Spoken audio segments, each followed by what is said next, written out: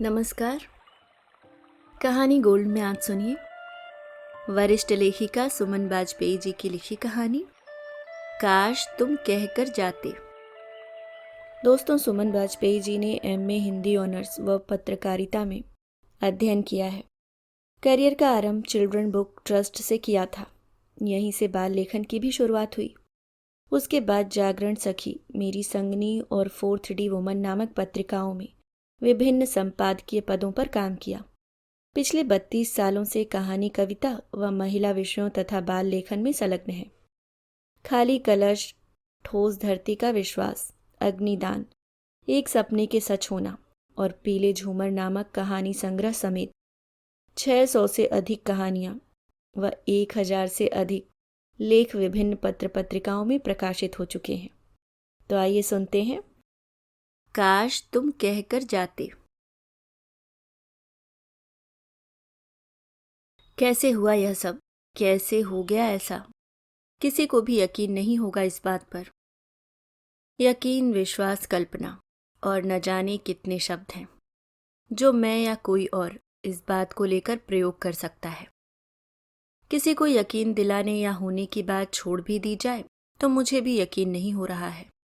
वैसे भी सिवाय ऋतु के इस बात को और कोई जानता भी कहाँ है। हम यानी मैं और विन्यास कभी, कहें तो साल भर पहले तक। यह भी कितनी बड़ी हास्यास्पद बात है कि मुझे अब वक्त का अंतराल भी याद नहीं है। कहाँ मुझे उससे मिलने का दिन, तारीख सब याद रहती थी। उसने क्या पहना था, हमारे बीच क्या संवाद हुए थे, सब सिलसिलेवार याद रहता था। याद करने के लिए उन्हें दोहराने की जरूरत भी नहीं पड़ती थी। हाँ, मैं कह रही थी कि कोई 1 साल पहले तक हम दोनों दिन में घंटों फोन पर एक दूसरे से बात करते थे। 10 बार भी फोन कर लो, पर न हमारी बातें चुकती थीं, न ही बोरियत महसूस होती थी।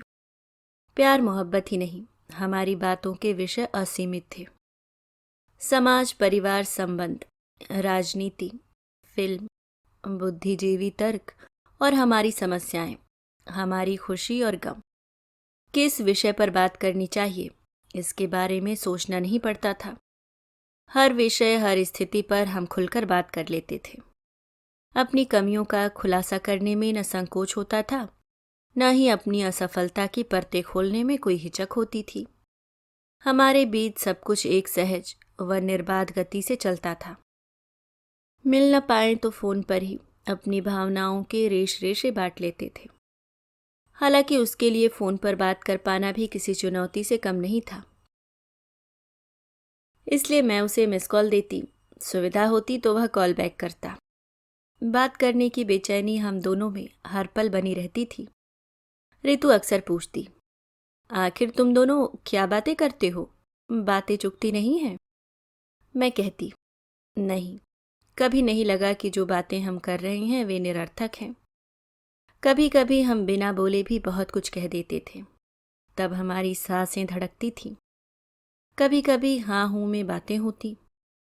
असल में हमारे लिए शब्द कभी महत्वपूर्ण नहीं रहे। बिना कहे सब कुछ समझ जाते थे।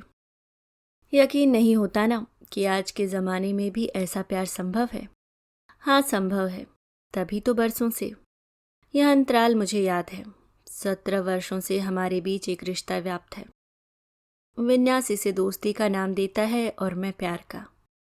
दोस्ती में वह सब कुछ नहीं घटता जो मेरे और विन्यास के बीच घटा। अरे, यह मैं क्या कह रही हूँ? यह घटने वाली बात, स्थिति हमारे बीच नहीं हुई। सब कुछ खुशी से हुआ, पूरे समर्पण के साथ। अपने प्यार के प्रति तन मन से समर्पित होने में मुझे कुछ गलत नहीं लगा। मेरे अंदर कोई अपराध बोध नहीं जागा। मैं अपने रिश्ते को जस्टिफाई करने की कोशिश नहीं कर रही। समाज के मूल्यों व नैतिकता पर भी प्रहार नहीं करना चाहती। बस मुझे विन्यास को प्यार करना अच्छा लगता है। जब मन से मैं उसे अपना मानती हूँ तो ऐसे में तन को एक मुद्दा बनाकर उसके इर्द गिर्द गोल गोल चक्कर काटने की क्या तुक है। वैसे भी तन का क्या, धो लो सब साफ। उसके साथ प्यार के उन लम्हों को जीते हुए सिर्फ प्लेजर का भाव नहीं उपजता था, बल्कि परम तृप्ति से भर जाती थी मैं। मानो किसी दुर्लभ को सहज ही पा लिया हो। पिछले 1 साल से अचानक हमारी बातों का सिलसिला कम हो गया है। 2-3 महीने में कभी एक बार विन्यास ने फ़ोन किया भी तो उसकी आवाज़ सुन न तो मन में कोई ललक जागी, न ही मन की बात कहने की इच्छा हुई। वही अपनी चिरपरिचित उत्फुल्लता के साथ कुछ कहता और फिर मेरे ठंडेपन को महसूस कर यह कहते हुए फ़ोन रख देता कि I think you are busy at the moment. Phone रख देता। मैं जानती थी वह कोई शिकायत बेशक न करे, पर मेरी तटस्थता से दुखी अवश्य हो रहा होगा। मैंने उसे मिस कॉल देना तो कब का बंद कर दिया था। आखिर क्या हुआ है मुझे? क्यों आया है मुझ में यह बदलाव? कहाँ एक समय था कि विन्यास की आवाज़ न सुन लूँ तब तक मुझे चैन नहीं आता था, पर आज उसकी आवाज़ सुनने के बाद मन में किसी तरह की तरंग नहीं उठती, कोई मधुर तार झंकृत नहीं होता, प्यार का एहसास रोम रोम को सिहराता नहीं। क्या हमारा प्यार खत्म हो गया है? सारी संवेदनाएं चुक गई हैं। 17 बरसों से जिसे सहज कर मन में सबसे छिपाकर बसाकर रखा था, तमाम कठिनाइयों व समाज के डर, नैतिकता को दरकिनार कर जिससे मिलने के लिए मैं पागल रहती थी, उसके प्रति अचानक यह तटस्थता क्यों कर उपज आई है? प्यार तो आज भी मैं उससे करती हूँ, पर उस घटना के बाद भीतर कुछ चटक अवश्य गया है। हालांकि उस पर विश्वास न करना अपने ऊपर अविश्वास करने जैसा ही है। हम दोनों का जब एक दूसरे से परिचय हुआ था और फिर धीरे धीरे दोस्ती कायम हुई थी, तो उस वक्त यह समझ ही नहीं पाए थे कि हमारे बीच प्यार के बीज प्रस्फुटित हो चुके हैं। इसलिए कभी एक दूसरे को जीवन साथी बनाने का ख्याल तक मन में नहीं उपजा। फिर अपने अपने कैरियर को बनाने की जद्दोजहद में हम इतने व्यस्त हो गए कि जिंदगी के प्रति एटीट्यूड भी थोड़ा बदल गया। लेकिन उस दिन जब पता लगा कि विन्यास की शादी हो रही है, तो मन को खुशी नहीं हुई, बल्कि वेदना के अनगिनत कण दिल को छलनी कर गए। मुझे बुलाना तो दूर, उसने मुझे बताना भी जरूरी नहीं समझा। क्यों? तुम दोनों पिछले 2 सालों से कांटेक्ट में नहीं हो, शायद इसलिए, रितु ने तर्क दिया था। पर मुझे क्यों इतना बुरा लग रहा था उसका किसी और का हो जाना। मन को टटोला तो झरझर आंसू गिरने लगे। विन्यास मेरे अंतर्मन तक बसा हुआ था। आज तक आभास क्यों नहीं हुआ, उसे तो पता भी नहीं होगा। उसकी तो इसमें कोई गलती भी नहीं है। कुछ महीनों बाद विन्यास को अपने सामने खड़ा देख चौंक उठी थी मैं। जी चाहा उसके चेहरे को अपने हाथों में भर ढेर सारा प्यार करूं। छी, मन ने धिक्कारा। कैसी हो रेवा? अच्छी, तुम बताओ, शादी कर ली, बुलाया तक नहीं? मैंने उलाहना दिया। बस सब कुछ अकस्मात हो गया। पापा की जिद थी कि उनके दोस्त की बेटी से ही शादी करूं। नपे तुले शब्दों में जवाब दिया था विन्यास ने। लगा कहना तो बहुत कुछ चाहता है, पर खुद को रोक रहा है। वह नहीं जानती कि आगे घटने वाली घटनाओं को वह संयोग कहे या नियति या भाग्य। उसके बाद हमारी मुलाकातें अप्रत्याशित ढंग से बढ़ गईं। अचानक कहीं मिल जाते, फ़ोन पर बहुत देर तक बतियाते रहते।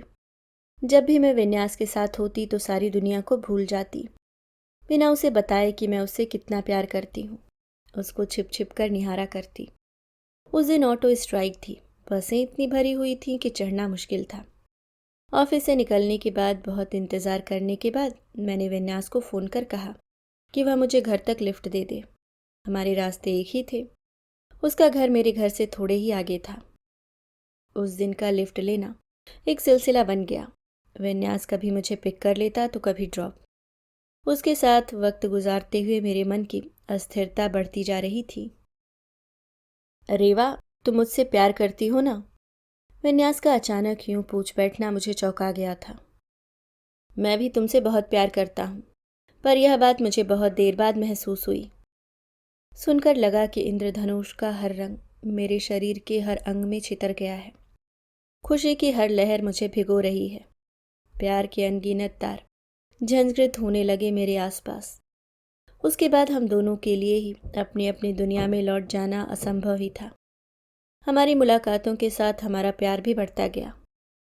मेरा तो फिर शादी करने का सवाल ही नहीं उठता था, पर विन्यास ने अपने पति या पिता धर्म निभाने में कभी कोई त्रुटि नहीं की। आज हम दोनों ही अपनी अपनी ज़िंदगी में खुश हैं, कामयाब हैं।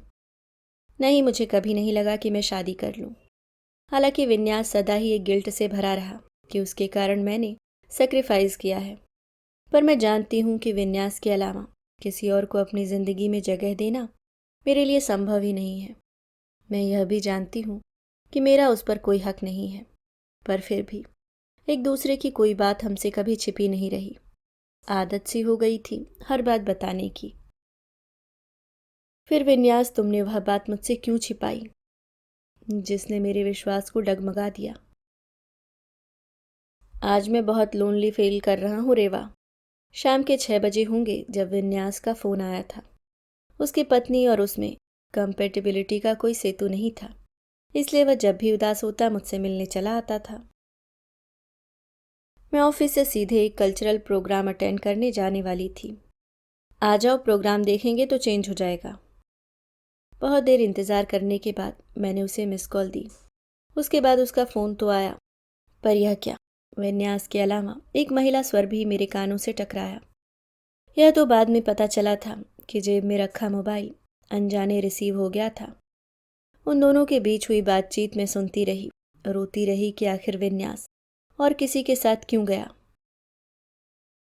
मैं उसकी बीवी नहीं थी जो उस पर शक करने या सवाल करने का हक रखती, पर फिर भी अपने प्यार को किसी और के साथ बांटना मेरे लिए नामुमकिन था। बाद में उसने मुझे बहुत समझाया। रेवा, वह मेरी पुरानी ऑफिस की कलीग थी, अचानक रास्ते में मिल गई। परेशान थी इसलिए उसे घर छोड़ने चला गया था। हमारे बीच कुछ नहीं है। लेकिन तुम उसके साथ इतनी आत्मीयता के साथ बात कर रहे थे। मैं कुछ सुनने समझने को तैयार ही नहीं थी। मैं तुम्हें तुम्हारी बीवी के साथ शेयर करती हूँ, यही काफ़ी है। उसे लेकर मैं कितनी पॉजेसिव हूँ यह वह जानता था। मैं उसकी मदद करने की आदत को जानती थी, फिर भी सीने में अनेक नश्तर चुभते महसूस हुए।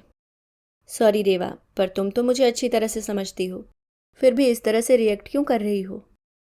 उसका मान मनुहार भी मुझे तसल्ली नहीं दे पाया, मेरे डगमगाते विश्वास को संबल नहीं दे पाया, और मेरे समर्पण पर उसने न जाने कितने प्रश्न चिन्ह खड़े कर दिए।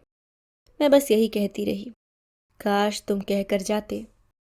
मैं उससे प्यार करती थी, उसकी पत्नी होने के बावजूद उसकी ज़िंदगी में थी। समाज की नज़रों से देखा जाए तो उसकी ज़िंदगी में मेरा होना भी गलत था, लेकिन मैं कुछ समझना नहीं चाहती थी। मैं विन्यास से प्यार करती थी और उसे किसी के साथ बांट पाना मेरे लिए इतना असहनीय हो गया था कि मैं बस यही कहती रही कि काश तुम कहकर जाते। अभी आप सुन रहे थे सुमन बाजपेयी जी की लिखी कहानी काश तुम कहकर जाते।